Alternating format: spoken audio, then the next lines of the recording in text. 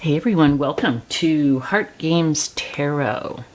We are going to do a pick a card reading today, and it's about why you keep attracting unavailable people. So if you find yourself consistently in relationships where the people are unavailable, either through relationship status, maybe they're like repressed and never like open up and share, whatever the scenario is, why do you keep on finding yourself in those situations? Why do you keep attracting unavailable people?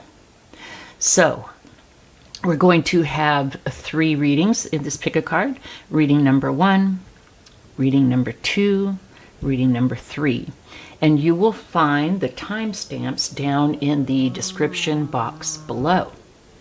So thanks for coming on, and we will see you at your reading.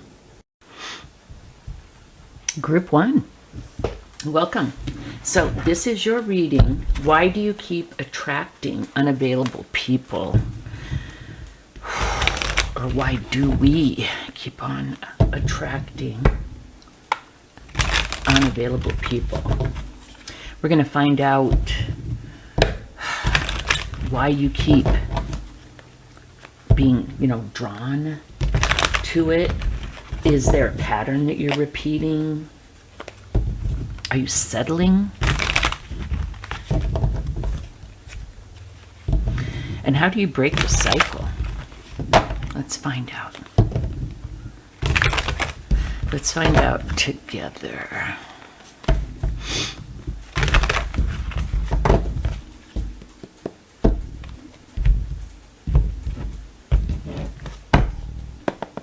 Okay. What keeps you drawing to them? Like, if you go into a room with 100 people, would you automatically make a beeline over to the one that's unavailable? Or do you date, meet a lot of people, but when you get with this person, you just start ignoring all the red flags? I don't know. Let's see. Oh, what this tells me is what keeps drawing you to them is, we have the Tower. It's childhood trauma, being used to chaos, being used to living in chaos. When we're young and say we grew up in an alcoholic household, or abuse, or being ignored. God, why can't I think of the word? It's like when they don't pay any attention to you. I don't know why I can't think of the word. But, in those types of situations, as we get older, we realize, well, that was wrong, that was not good. But we start to be drawn towards relationships that feel the same way because it feels familiar. And that's what I feel. I don't even need to do any clarifiers for this card. What keeps drawing you to these people? The feeling of familiarity. What pattern are you repeating? We have the Fool, taking a leap.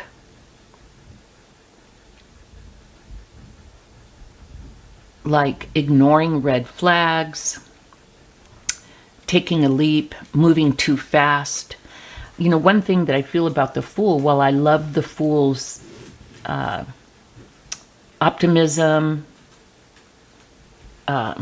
looking forward to the future, taking a chance, the Fool is also, in the beginning, the Fool is also very naive.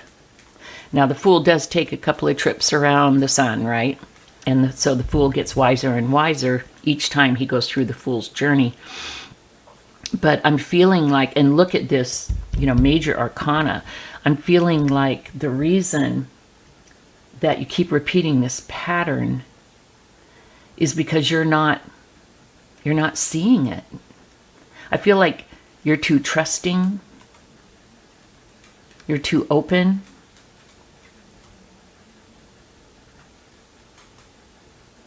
What are you overlooking, or what red flags are you ignoring? We have the King of Wands. Now this can be a person. And so it could be a fire sign. So this could be talking about specifically, which would be Aries, Leo, Sag. So this could be talking about a specific person. Now, the King of Wands, while, you know, an entrepreneur and charismatic, can also be kind of a rake, you know, kind of a, it's got an eye for the ladies, if you will, or, you know, not really talking about a specific gender here, you know, whatever your person is, you know, man, woman, or however they identify. It's just someone who kind of has a roving eye. What are you overlooking? I'm going to pull a couple of clarifiers. The Magician. The Seven of Pentacles. The Ten of Swords. Very manipulative energy. Here's the deal. We don't go through this alone. Okay, it takes two to tango. Take a sip of my sparkling beverage. It takes two to tango. And I feel like you are drawn to charismatic, you know, people that have that something, that zhuzh, that ba-ba-boom, something that draws you to them. But I see a real manipulation going on with the Magician. Like, look at this face. Now, in some instances, man, my lighting is, I gotta get it better. But in some instances, the Magician is like oh, what a good card. You're in control. You have everything you need. But in this instance, Group 1, I feel like you are the victim, if you will, of a lot of manipulation, either in one relationship or multiple relationships. With the Seven of Pentacles, I see you working hard to try and make things work, but I feel like you're usually doing that on your own. Like you care more about this person than they care about you. But here's the thing. I don't even think you really do. I think you just want something to work out for once. And so you may not even really be happy. You may see a lot of what this person is doing. You may not understand it, but you know it doesn't feel good. It doesn't feel right. And so you're overlooking a lot of the red flags that are happening, because a lot of the manipulation that's happening, because you want something to work out, for Pete's sake, for once for you. And then we have the Ten of Swords. So what I feel like, and we haven't even gotten to this question yet, but I feel like you're getting done. Like you are to the point where you're really starting to see things. You're not the victim so much anymore, like when we are running around going, why are all my relationships so bad? Why do I keep on meeting these horrible people? Now it's kind of like you looking in the mirror going, what is the common denominator? It's me in all of these relationships. What am I attracting? What am I doing here? What am I accepting? And I feel like you realize that you're ignoring the red flags. And I think you're getting done with this cycle, which I love. So the question was, what are you overlooking? A lot of red flags, feelings of manipulation, Feelings of, with the Seven of Pentacles, also hyper responsibility, like you're responsible for the whole thing. And people who are manipulative can be like, oh, you know, I would want to get more serious, but you're just crazy. You're so jealous, and you're so, you know, whatever it is. They do manipulation, they do gaslighting, they try and, you know, if they're cheating, they're like, what are you talking about? You didn't see that, you know, stuff like that, making you feel like you're crazy. So you start to really even question your own, you know, sanity in this relationship, right? What are you settling for? Why do you do this? What's the ROI? What's the return on investment for you in this relationship?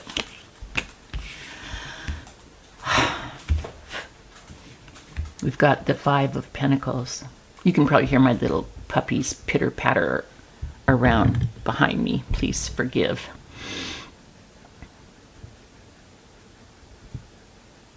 What are you settling for? You're settling for this feeling of not belonging, not being accepted, being on the outside, looking in. To me, this is like the ultimate victim card. Nothing's forcing you to stay outside in the cold. There's a building or a church, you know, which in this instance represents warmth and acceptance and, you know, all of that. And you could very easily turn around and go in. But you're almost blind in your suffering or your victimhood. I think because it feels familiar. I think that's what you're settling for, this feeling of, I think you enjoy being a victim. And look, as hard as that is to hear, been there, done that. I got attention for it. That was my MO. I got attention. I got sympathy. I felt sorry for myself. It took away the responsibility to better myself. It's so weird with this hyper responsibility. We feel responsible for the whole relationship, but we don't want to make it work, but we don't want to take responsibility for our part in it not working. So we stay. This is what we're settling for. We stay for this feeling because it feels familiar. And because it gives us an excuse to not work on ourselves. What are you afraid to ask for in a relationship? Love. We've got the Lovers. Afraid to ask for love, for equality, for balance, for fairness. We feel like we don't deserve it, Group 1. What would our person, say our manipulative, randy, maybe cheating, maybe person that's just working as hard as they can to keep us down, what would they say if we were to ask for love? I do love you.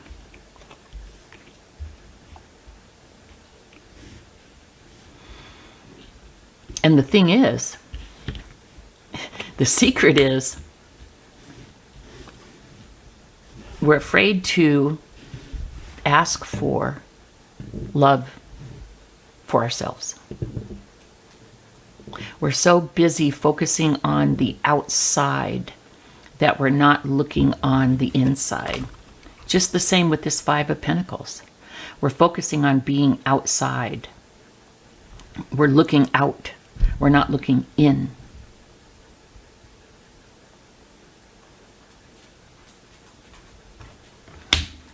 You're afraid to love yourself. You think you do, but apparently you don't if you're willing to accept and be a part of, I won't even say accept, if you're willing to be a part of the tango, because it takes two to tango, that keep you feeling on the outside and unloved. And so you say, well, how do I love myself?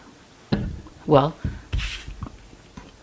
we have to truly ask ourselves, what do I need to be happy? What do I need to feel loved? What does that look like for me, instead of trying to please others and make something outside of me work? Like, I'll truly feel loved when this person accepts me. What? We have to accept ourselves.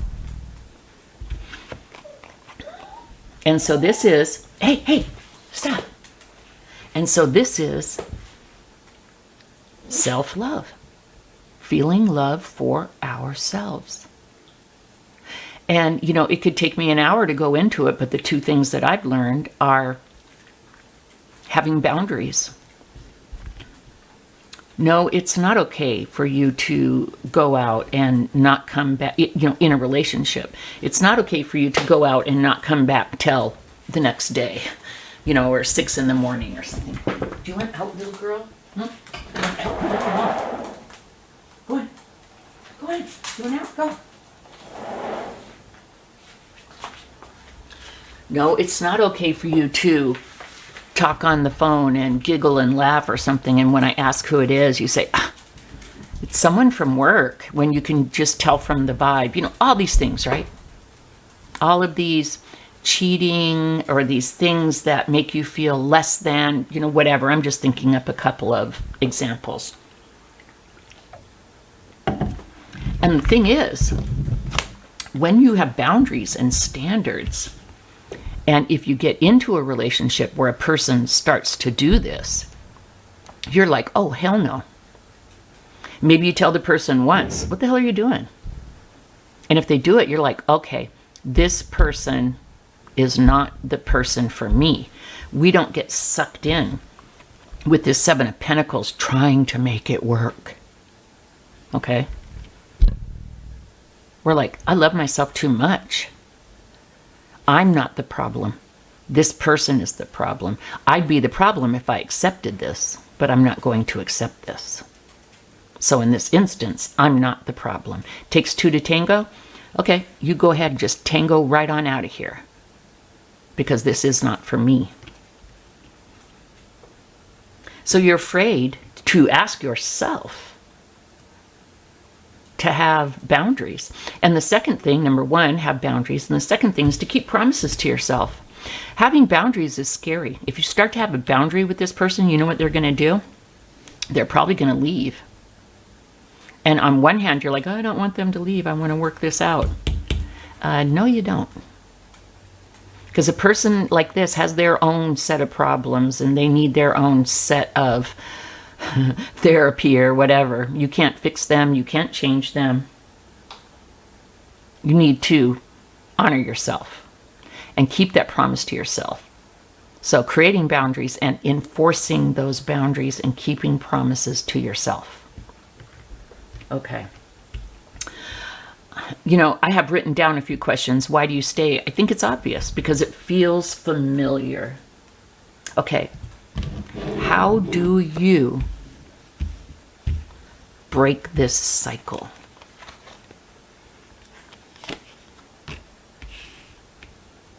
We have the 2 of Pentacles.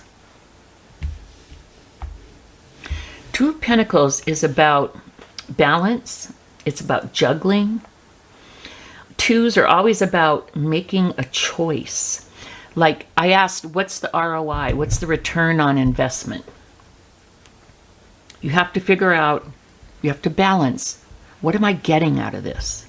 And all you're getting out of this specific relationship, or maybe history of relationships that we're talking about, is pain and suffering and sadness and unhappiness and feeling like you're on the outside and feeling like I'll never be in a healthy relationship. But that's not the total answer. We have the Wheel of Fortune. The tide is shifting, Group 1. Just even the fact with the Ten of Swords that you are realizing how done you are with the energy of this relationship. And just even that you're weighing it. Some people stay stuck in this energy for 20, 30 years, all of their life. They never really see what the deal is. Okay? And you're starting to weigh, what am I doing here? Why am I here? Yeah, maybe this feels familiar, but it still is yucky. But I see a change here. A 10 is an ending. We have the 10 of Swords, and we have the Wheel of Fortune, which is a 10. We have an ending happening, Group 1. So even by starting to weigh, it causes this ending, this change in luck. We have the Eight of Wands. This is going to happen fast. Okay? This is going to happen fast. I'd say within the next week. Now, is it a total breakup? Is it like a 30-minute sitcom and, you know, Mary or James is in a bad relationship and they sit and they talk with their mom or a trusted advisor, and then by the end of the sitcom they've realized what all their problems are and they're in a happy, loving relationship? No, it's not like that. But I think some kind of epiphany is going to come in within the next week based on you starting to weigh things and starting to feel done with this whole thing. Wow. With the Six of Swords, we see a journey from choppy waters to more calm waters. So whether this is a real journey, whether you end up moving out, moving towards something better, or just even mentally moving away from this kind of situation. And then we have the Death card. The end. The end of an automatic way of doing things and the beginning of the new. That's how you break the cycle. You see, and you make a move, a fast move. I feel like Group 1, something's going to happen within the next week. This wands are fast. It could be 7 or 8 days. It could be 7 or 8 weeks, but that's the most. So whenever you see this video within 2 months, I see you really busting a move, especially with the Eight of Wands and the Six of Swords. This way of being in relationships, of accepting less than you deserve, of being with unavailable people, whether unavailable through addiction, narcissism, distance, whatever reason, being in another relationship, whether this person, whatever reason, you're done with this cycle. And if you ever start to fall into it with someone else, you'll see, and you won't do it again. So that's what I have for you, Group 1. Kind of beautiful. Thank you so much for joining. Please give this video a like and hype it, and we'll see you next time. Bye-bye. Group 2, welcome. Why do you keep attracting unavailable people? Are they in the throes of some type of addiction and therefore really unavailable to have any kind of a decent relationship? Are they, living with someone or married and really unavailable, but for some reason, maybe they lie and you find yourself always in these situations where you asked the questions but didn't get the truth and ignored some red flags along the way? Or are you always, falling for people who are like, 3,000 miles away, and you're like, I really don't want a long distance relationship? What is the deal? Why do we keep, as, a lot of us, keep attracting unavailable people? We're going to ask a few questions like, what keeps drawing us to them? What patterns are we repeating? That kind of thing. Let's see. Okay. What keeps drawing us? We have the King of Swords. Okay. I just heard daddy issues. And I know a lot of women have daddy issues, and I don't know how that works for men because I've never really looked into that. But I just heard daddy issues. Like, here's the King of Swords. Kind of hard-nosed, can be cruel, can be short, can be, in talking. Hold on. Here I am. Sorry, had to get that call. But anyway, this person can be cold. When I say short, I don't mean in stature. I mean like yes, no, but kind of like not very warm and fuzzy. Demanding, disciplinarian,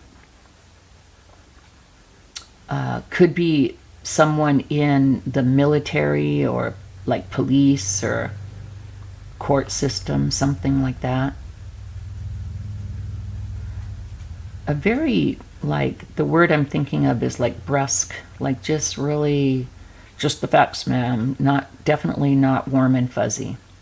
And so this could even like be mom issues. It's the king, so I said daddy issues, but it's kind of like issues with the person that raised you, mom, dad, grandma, grandpa, aunt, uncle, whoever, being cold and unfeeling and unavailable. Maybe they did love you, but they just didn't know how to show it. That's the energy that I'm getting. And so the question was, what keeps drawing you to unavailable people, unavailable relationships? This feeling. Like when you were a kid, you always wanted to please your parents or the person that raised you. I'll just say parents. But again, mom, dad, grandma, grandpa, and uncle, whoever. When they were unavailable, you felt like you had to sell yourself to them, like, and not like for dollars, but you know what I mean? Like you had to prove yourself, like, oh, I'm such a good kid. Maybe you were an overachiever in school just to show, hey, look how good I am. Love me. Look how helpful I am. Maybe you just always didn't feel like you were enough. And you had to prove yourself, is kind of the feeling that I'm getting. And so when you meet someone, if they're kind of cold and brusque and short and to the point, maybe even like repressed. And people can be repressed because of their childhoods. They can be repressed because they deal with their problems by drinking or drugs. Repressed is a key word here. So your parent was repressed, and so when you meet repressed people, you feel a familiarity and a need to prove yourself. What's your problem, little girl? Go. Do you want to go outside? Go then. Go ahead. Silly. Sorry. So that's what attracts you. That's what keeps drawing you to them when you meet someone that's like this. Now, does this mean you go into a room with 100 people and you automatically, no, your antenna take you to this person? Perhaps. But also, if you meet a person like this, say you're dating two people and one is, healthy, normal, what does that mean? And then one is repressed and angry and short, you would probably go with this person because you wouldn't know what to do with the healthy person. So you would probably go with this person, and because it felt familiar. What pattern are you repeating? We kind of already talked about that. I feel like with the King of Pentacles, the pattern that you're repeating is looking for someone to fill you up and give you what you need to feel whole. You don't have it in you. You need approval to feel that way. And the pattern you are repeating is looking to others to make you feel complete, whole.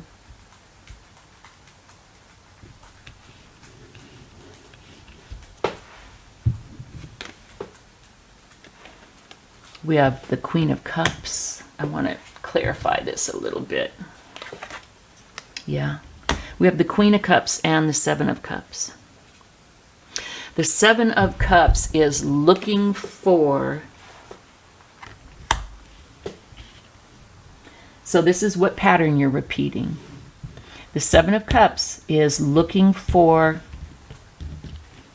the answer. We have 7 cups. We are rich with options, but we don't know which cup. It's kind of like on Let's Make a Deal. Should I choose door number 1, door number 2, door number 3? I don't know what to do because everything is like outside of us. We don't have this wholeness within ourselves yet. And with the Queen of Cups, we're looking for love. We don't want the King of Swords. We want the Queen of Cups. We want love. We want emotional intelligence, emotional availability. That's what we want. Openness.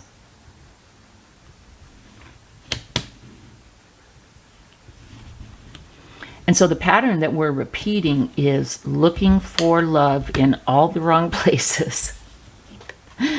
Trying to find balance, and that was the same thing in reading number 1. We had the 2 of Pentacles, and that was like juggling, weighing the options. The 7 of Cups here for me is the weighing of options.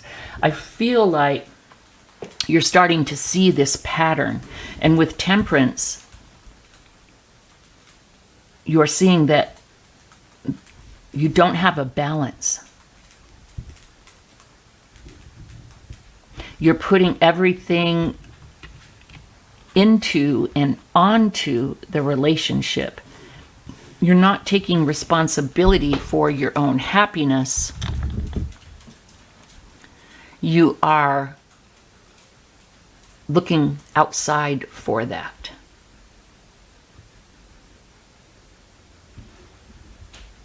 And I think that's why you keep repeating the pattern. You keep on looking outside. You keep on looking to other people. But you choose people who just cannot do that for you. So you're like in this constant limbo. What are you overlooking? What red flags are you ignoring? What are you overlooking?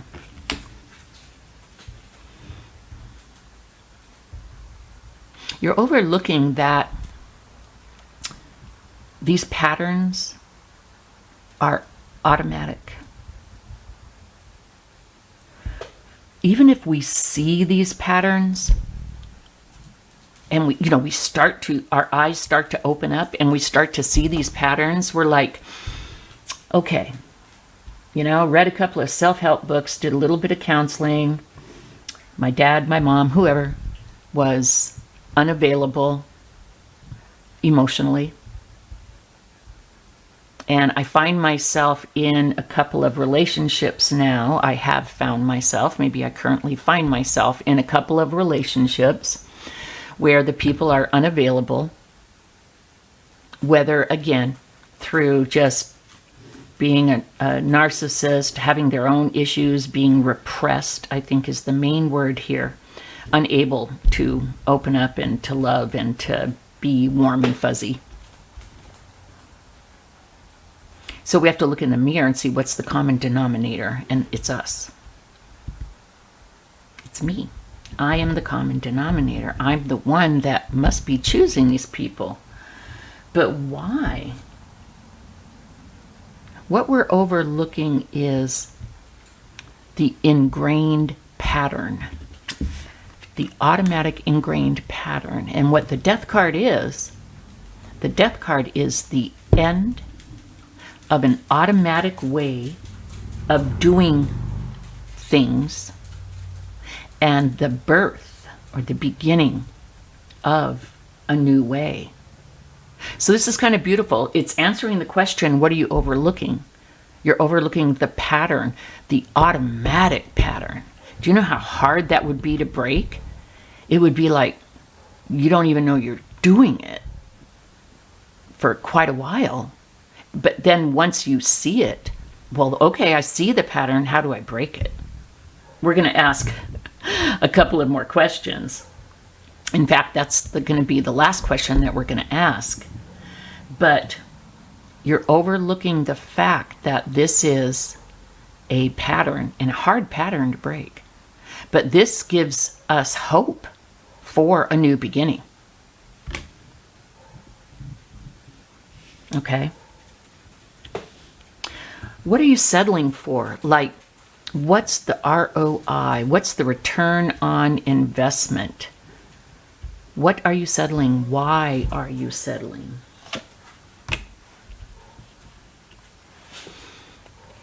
I feel like you are if this reading's for you, group 2, I feel like you're a traditional, maybe kind of conservative person in love. There's those people that, I never want to get married. I don't need to get married. It's just a piece of paper, blah, blah, blah. Or even if they do want to get married, it's like, we're going to get married in jeans down at the courthouse, whatever the deal is. I feel like you're more kind of conservative, white picket fence, because maybe you didn't have that. And so that's kind of what you want. Maybe not like the $100,000 wedding, but something real. And I also just heard that the wedding and the marriage is more important than being happy right now. Or maybe it was. I don't know where you are on your journey. There's a lot of people that stay married because being married, maybe just being married period at all, maybe being married to this specific person because they're a doctor or an attorney or whatever, being married, being in a stable, secure, being in a stable, secure relationship is more stable, secure is yuck, is more important to you than being happy. Because what is happy in a relationship? We don't know. That's what you're settling for. That's what your trade-off is. You're telling yourself that it's better. What are you afraid to ask for? From others, from yourself?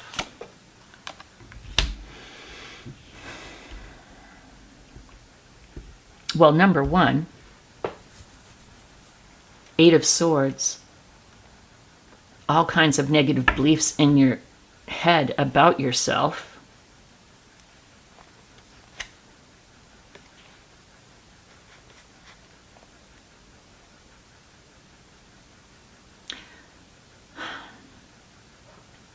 I think you're afraid to see the truth. And what is the truth? We have the Knight of Swords, racing towards the truth of the past. We have the Five of Pentacles.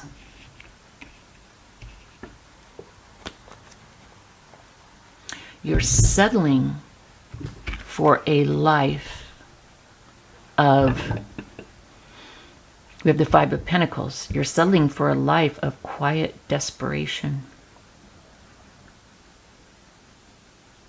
Because you don't know any other way.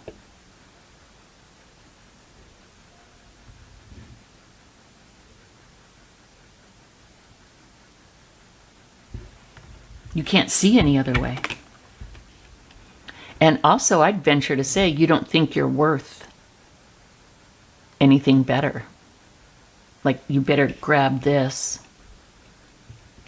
Or you're trying to understand this person more than yourself. Oh, they're repressed because blah, blah, blah. Okay, wonderful. But why are you unhappy? Why do you feel like you have to stay? Why do you feel like you don't deserve any better? Why do you feel so restricted and stuck? Why do you keep yourself so restricted and stuck? Why do you feel like being on the outside looking in, having nothing, is better than facing the truth? Would you be alone? Maybe. I'll tell you though, I've been in a repressed relationship with a repressed person. I never felt so alone. I would rather be alone with myself than be alone in a relationship with a person who wouldn't give me anything. I see you racing towards the truth, though, with this Knight of Swords. Like maybe this person is cool and calm and collected, and you're all, you know, a bundle of feelings. We've got the Seven of Cups and the Queen of Cups. And this is you begging for love, needing love, wanting love. And so maybe you're taking a little bit of a tip from this person. Maybe I need to be a bit more logical. Maybe I need to take off the blindfold and open my eyes and see what it is that's really going on. And what's cool about the Knight of Swords is they're facing the past. I feel like this is you facing the past. Look, it looks like they almost belong together, doesn't it? Almost. But this is you facing your past, going, I see the truth.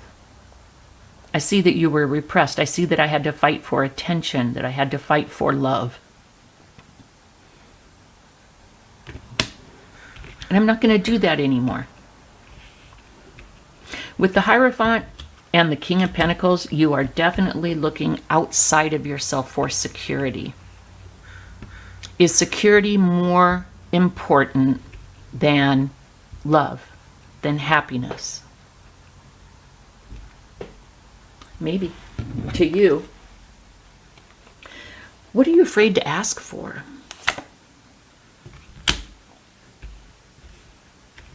I think you're afraid, maybe that not the exact terminology of that question. I think you're afraid. And I feel like you could be a Sagittarius, but I feel like what you're afraid to accept or ask for is how strong and autonomous you really are. You don't need any person or anything outside of you. I think that's the lesson.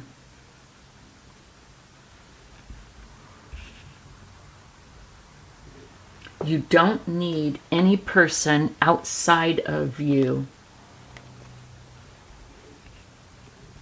to be whole.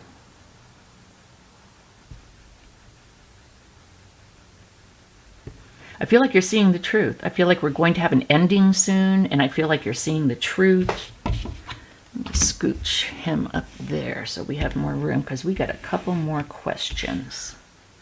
I think you're afraid to look in the mirror.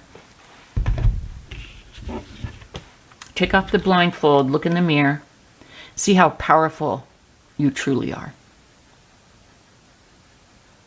That's what I think. I think you don't know how powerful you truly are.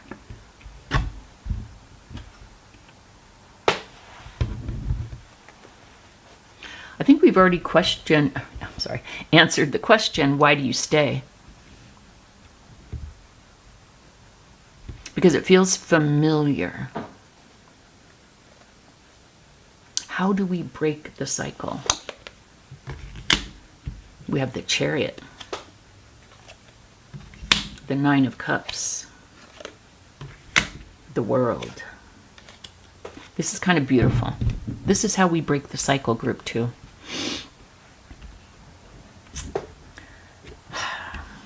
We start with the Nine of Cups. Self-love. What is self-love? We look inside. You know, it's so trite. I even hate to say it. You have to love yourself before you can love anyone else. It's true. If you don't love and respect and honor yourself, no one else will. If you're looking to other people for the solution to your happiness, your situation, your safety, your security, it's not going to work.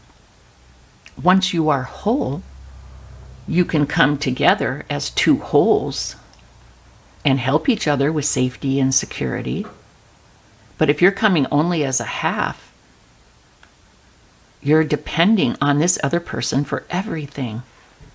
Happiness, stability, security.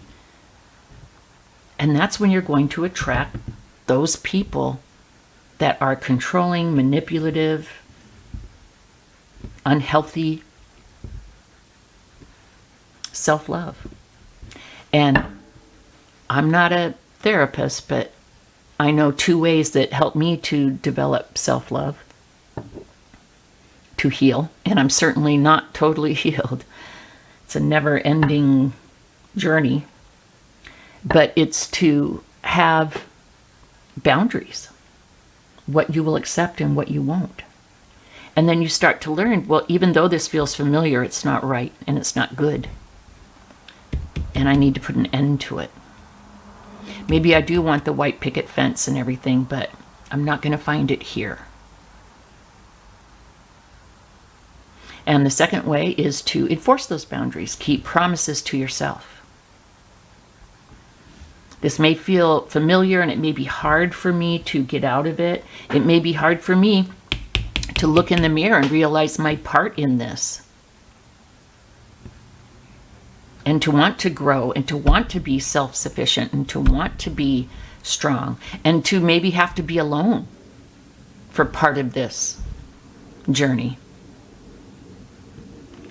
But the beautiful part is the promise to you, group 2, and this is lovely, is once you get on this journey with the Chariot, you're moving forward with will, determination, and courage. And success. The Chariot is moving forward to victory and success. Once you start this journey. And here's the promise to you, the world. The world is moving from one phase, one timeline, one universe into another, going through the, can't remember what that's called, but moving, it's like a graduation. It's like you go to school, you go to college for 4 years, you graduate, and then you can go get the thing that you've been working on. And so this is showing that you're going to be able to go get the thing that you've been working on.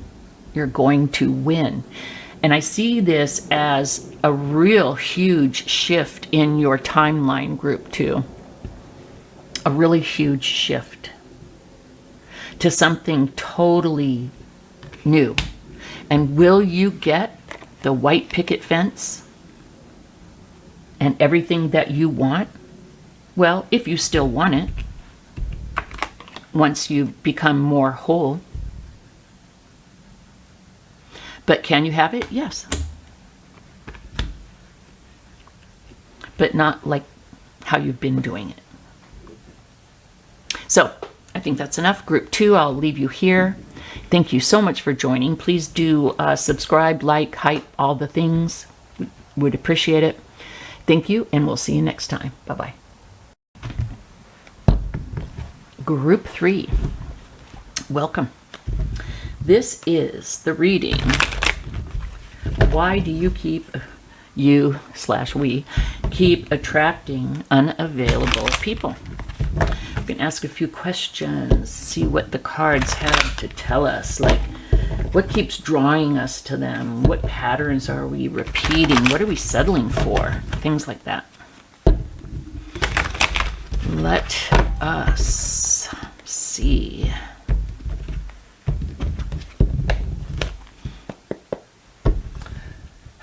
What keeps us drawing?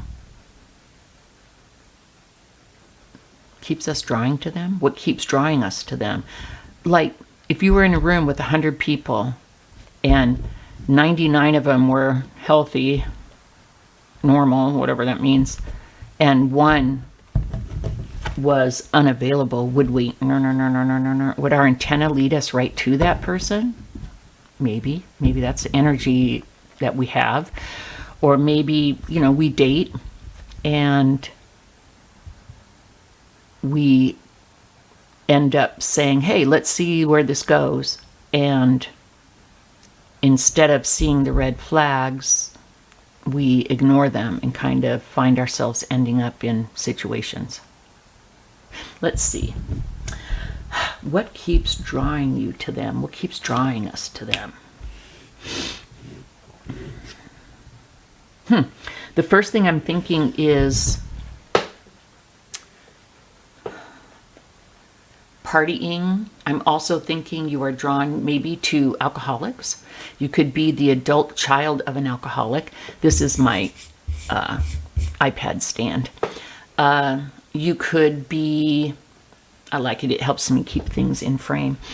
Even if you're not an alcoholic and you broke that cycle, often because I'm the adult child of an alcoholic, there's books entitled that. Even though we broke the cycle and we're not alcoholics, we still carry many of the mannerisms, habits, whatever you want to call it, of growing up in that kind of a chaotic household that are not so great. So while we broke the cycle, we still got work to do. And with the 3 of Cups and celebrating and partying, I'm kind of feeling like that's the message.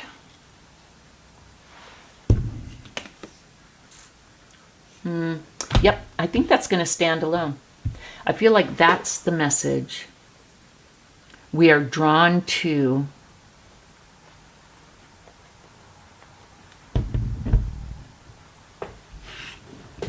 relationships, people, where maybe partying was fun in the beginning. That happened to me when I was young. I had my first child pretty young. And, hell, we started out, partying. We drank on the weekends, smoked pot, the whole 9 yards, right? Back in the day. I'm not going to tell you what year. But that was standard. Like, how kids do it in college. It's kind of expected almost. Although, a lot of kids don't, but you know what I mean. And then when you have kids, it's like, well, okay, number one, that's not going to work. Like maybe occasionally I could do that if when they're a little bit older, when I get a babysitter, you know, that kind of a thing. But you don't want that in your house around kids a lot, unless it's done, you know, in an adult way. You know what I mean? You just don't want your house to be party central, okay? Not saying you can't have a party. But anyway, so you kind of grow out of it. But I feel like this person or people that you are drawn to, or maybe this specific situation, you grew out of it, but this person didn't. Or if this is a new person, this person is just still kind of party central.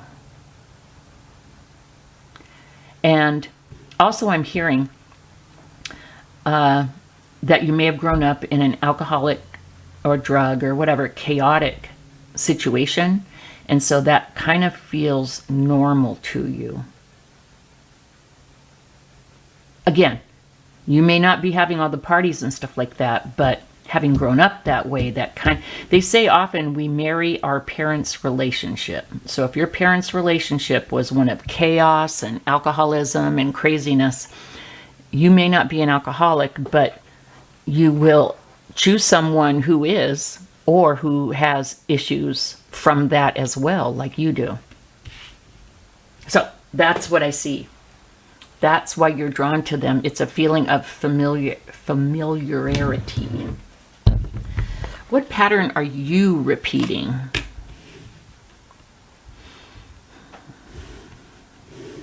We have the Two of Pentacles. Juggling, balancing. Trying to find stability is what I'm hearing. We have the Nine of Pentacles. Wanting to really grow up. You want to grow up out of this.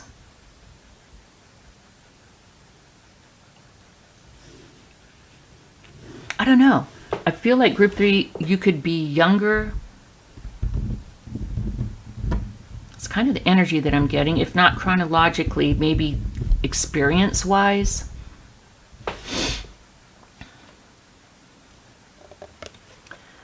But we have the Seven of Cups. It's confusing. Like, and look, it's cups again. Cups are about love and all that, but they can also be about drinking. And so you're like, well, there's nothing wrong with having a couple of drinks. I'm not an alcoholic. Maybe he or she is not an alcoholic. But this feels kind of chaotic. What's going on here? Is it okay to have a couple of drinks? Are we going to find happiness? Or are we going to find,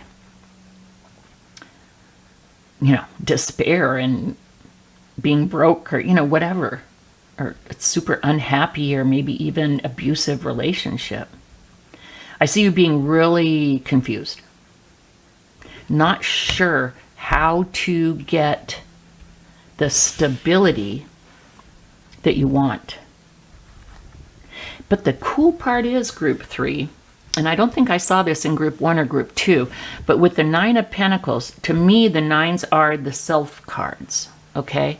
And what I see with this Nine of Pentacles is you saying, you're not looking outside for the stability and the growth. You're looking inside already, which is beautiful, because a lot of us play the victim act and don't look outside of us.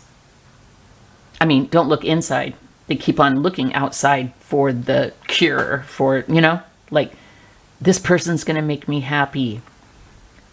You're already looking inside. You know that your stability, your self-worth, self-esteem, the whole 9 yards, is going to come from inside, and you're ready to build that. I see that already.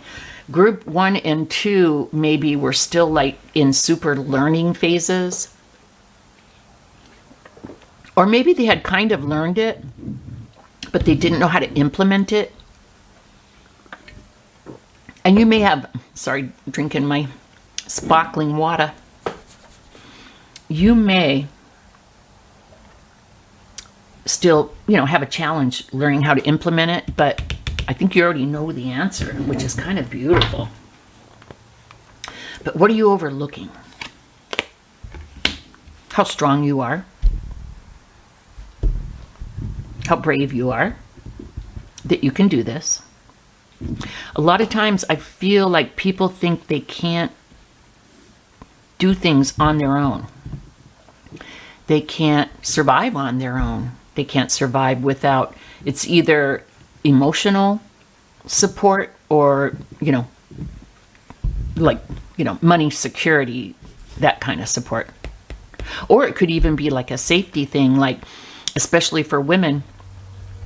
Oh, a woman can't be alone. You need a man to be your protector, kind of a thing. Or maybe for a man, oh, you're not a real man unless you have, a family and a woman to take care of you. Or, all this BS 1950s stuff. I mean, well, it's nice to be in a relationship and come into a relationship as two whole people that can, help each other. The 1950s stuff is kind of like you're a half a person and the other person is a whole person and you need them to take care of you, kind of a vibe, which I totally don't go for. So I think you're overlooking how strong you truly are. We have the Empress and we have the Ace of Wands.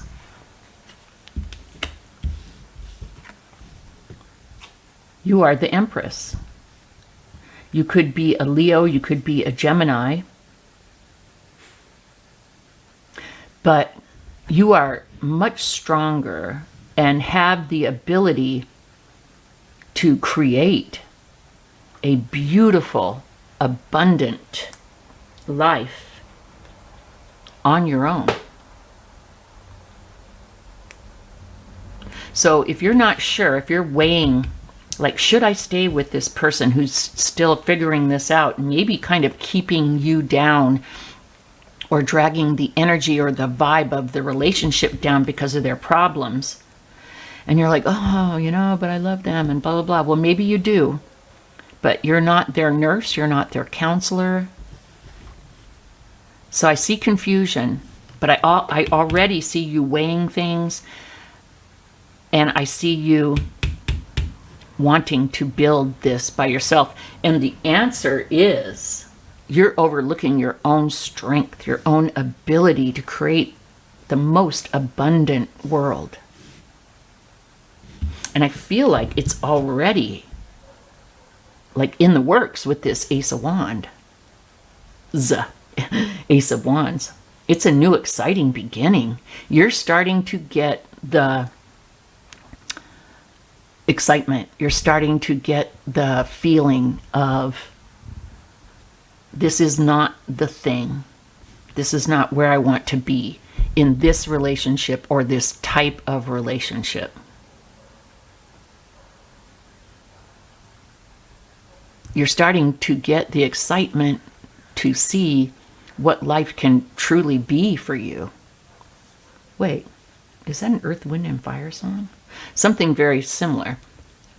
But you're starting to get excited because you're seeing how beautiful your life can truly be. That's what you're overlooking.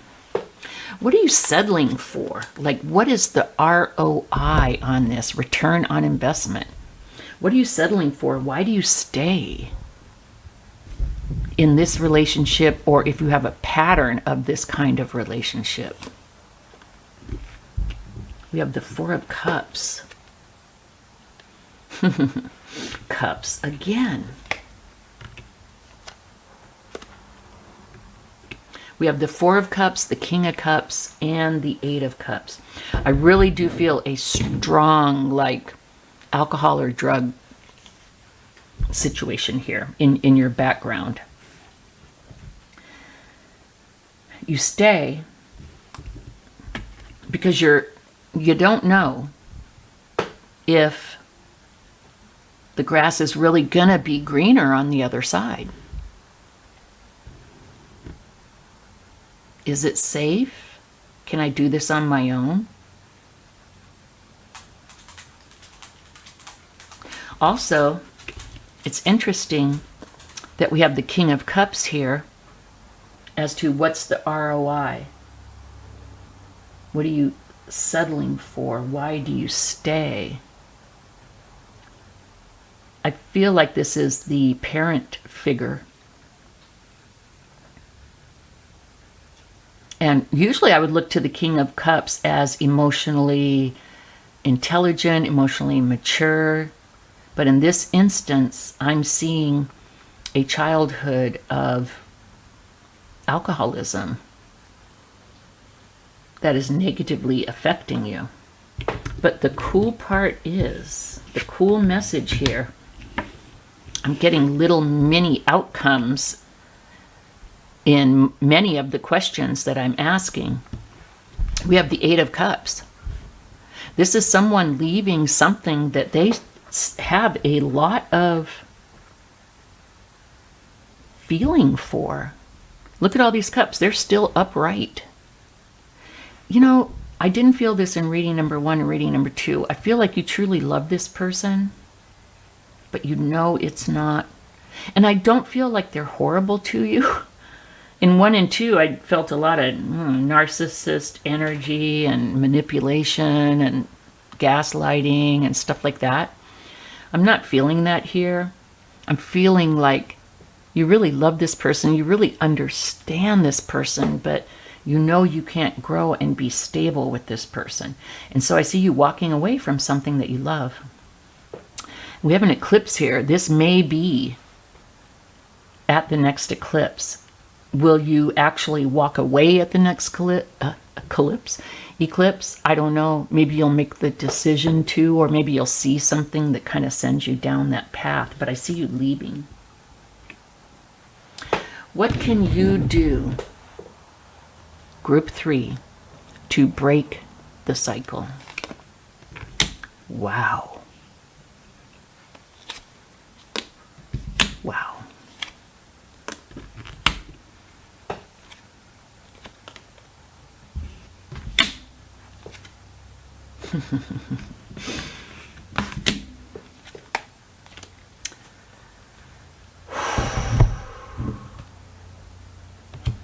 To break the cycle.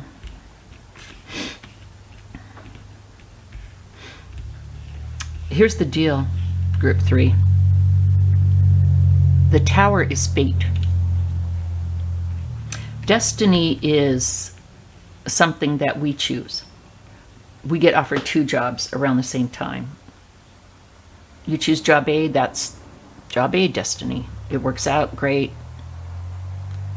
Job B is job B destiny. You take it and 3 months later you hate everyone and you get let go or something. You know what I mean? Like, we choose our destiny by the decisions that we make. But the Tower is fate. I think we can contribute to a Tower moment by decisions that we make. But the Tower to me is kind of the universe saying, you can't do it, you won't do it, okay, here you go. So I feel like this thing is going to end. But what I love about the Tower is the breaking down of something that was built on a false foundation. It has to go. And I feel like it's this relationship currently, or your habit, your tendencies to be in this type of relationship. I feel like it's the end. I feel like it's going to happen pretty soon with the Ace of Wands. We have the Ace of Wands twice. That's pretty powerful. It's a new beginning. And it's kind of like a spark, like a psh, like it happens. It's a new beginning. And I feel like you're contributing towards it, but I think the Tower is going to contribute towards it a lot. Is your heart going to be broken? We have the Eight of Cups and the Three of Swords. Yeah, this is not going to be easy, Group 3. But it is going to be, in the long run, the best thing that you could ever do for yourself. Because we have the Ten of Cups and the Fool. The Fool is a fresh, new beginning. It's like you wake up, the birds are singing, the sun is shining. Like here, you're living in, I don't know, the Four of Cups energy, dissatisfied. I see you feeling very dissatisfied with the current situation, the current status quo. But when this thing blows up, and it will, eventually, after you heal, and I think it'll take shorter than you anticipate, it'll be a fresh, new, beautiful start. Look at this, the Ten of Cups.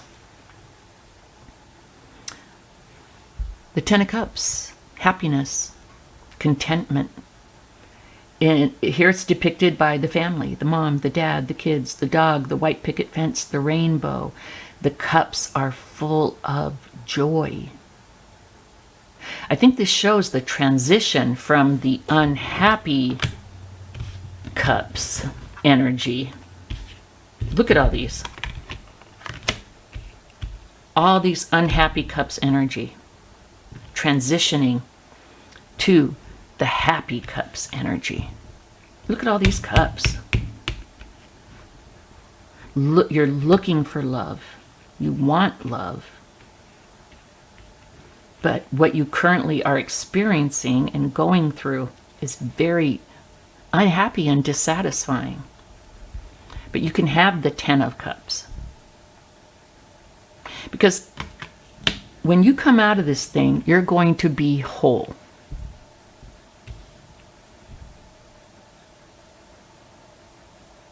You are going to be the next relationship that you are in. Either you're going to be whole by yourself, or the next relationship, which is fine. Some of us choose to do that. Or when you are in your next whole relationship, two whole people together, you come together as equals and help each other and support each other and take care of each other. Yeah. Beautiful group 3.